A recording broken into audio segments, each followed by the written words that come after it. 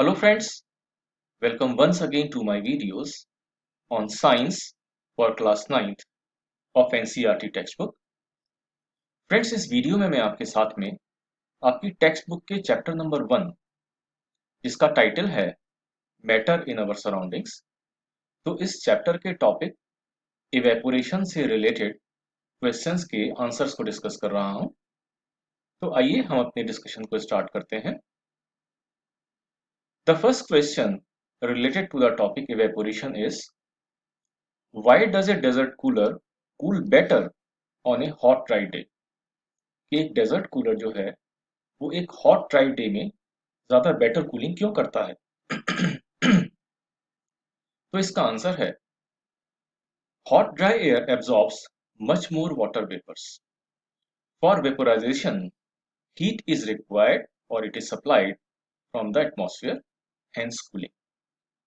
यानी कि जब गर्म होता है दिन या हवा गर्म होती है तो गर्म हवा ज्यादा वाटर वेपर्स को एब्जॉर्ब कर सकती है and for vaporisation heat is supplied from the atmosphere. अब वेपोराइजेशन के लिए जो वाटर के पार्टिकल्स होते हैं उनको हीट की जरूरत होती है। ये हम ऑलरेडी इस टॉपिक में पढ़ चुके हैं कि वेपोराइजेशन के लिए जो भी लिक्विड होता है उसके पार्टिकल्स को बहुत अधिक मात्रा में लेटेंट हीट की जरूरत होती है।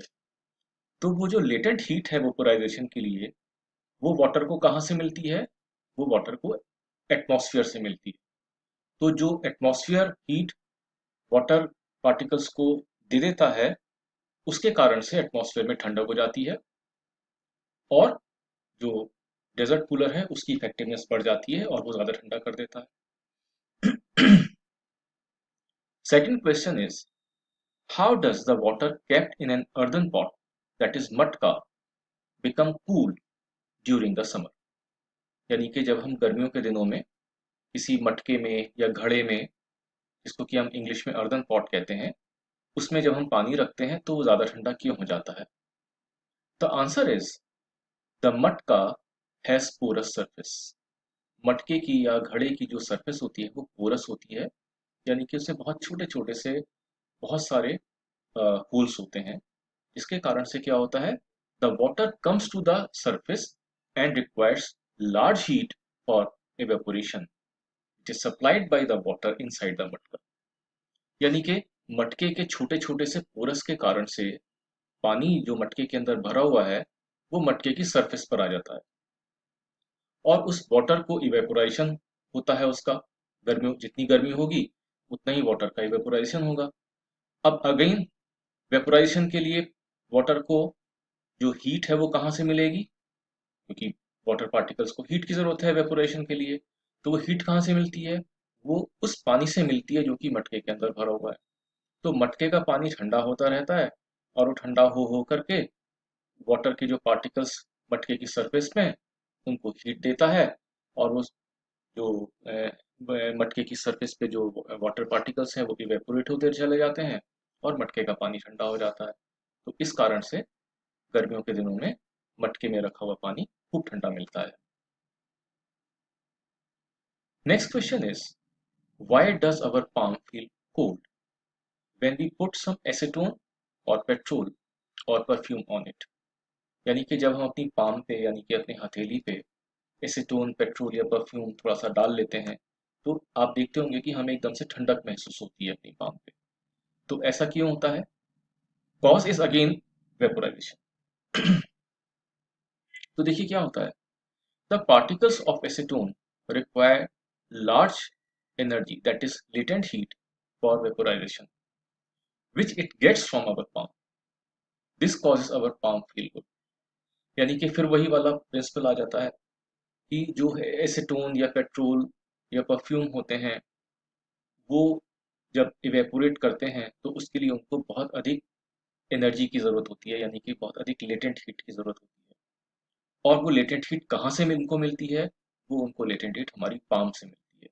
तो इसी कारण से हमारी पाम की जो गर्मी है वो उस लिक्विड को मिल जाती है, वो वेपोराइज कर जाता है और हमारी पाम ठंडा महसूस करने लग जाती है। आइए नेक्स्ट क्वेश्चन पर चलते हैं।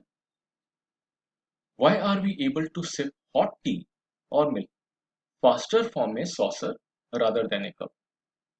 हम देखते हैं कि जब हमें अपनी चाय को या दूध को जल्दी जल्दी पीना होता है तो हम उसे कप के मुकाबले में एक सॉसर में डाल लेते हैं और वो जल्दी ठंडा हो जाता है और हम फटाफट अपनी चाय या दूध को पी लेते हैं। ऐसा क्यों होता है? ऐसा फिर वही कारण है वेपोराइजेशन का। और यहाँ पे देखिए आपने सरफेस एरिया का जो कंसेप्ट हमने पढ़ा था वेपोराइजेशन के चैप्टर में, वो अब हमें एप्लीकेशन में आ रहा है। The answer is the surface area of saucer is more than that of cup. तो हम जानते हैं कि जो सॉसर होती है उसका सरफेस एरिया ज्यादा होता है मुकाबले कप के। तो अब क्या होता है? Due to the increase surface area the rate of evaporation also increases and the milk और tea gets cool down fast, so we are able to sip it fast। तो देखिए क्या होता है कि हम जानते हैं कि जो इवेपोरेशन है वो एक सरफेस एरिया फिनोमेना है, यानी कि जितना हम सरफेस एरिया को बढ़ा देंगे इवेपोरेशन उतना ही फास्ट हो जाएगा। तो सॉसर में डालने के कारण से जो हमारा मिल्क या टी होती है वो एक ज़्यादा बड़े सरफेस एरिया के पॉट में आ जाता है, जिसके कारण से वो जल्दी ठंडा हो जाता है और हम इसको जल्दी जल्दी सिप करके पी जाते हैं। The fifth question is what type of clothes should be wear in summer. हमें गर्मियों में कौन से कपड़े पहनने चाहिए? The answer is we should wear cotton clothes in summer as cotton is a good absorber of water and so absorbs the sweat and exposes it to the atmosphere for evaporation।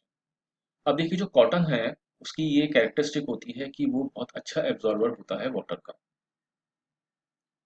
तो इससे क्या होता है कि जो हमारे गर्मियों में हमारे बॉडी पे जो स्वेट होता है यानी कि जो पसीना होता है वो पसीना भी कॉटन के क्लोथ्स जल्दी से एब्जॉर्ब कर लेते हैं।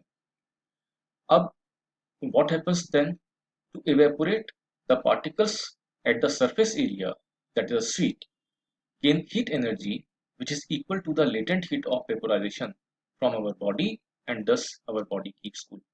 तो जितनी आवश्यकता उस जो वाटर वेपर्स जो कि हमारे वाटर वेपर्स क्या मतलब जो हमारे पसीने के जो लिक्विड है वो उस वाटर जो कॉटन का क्लोथ है उसके ऊपर आ गए तो उनका इवेपोरेशन होगा।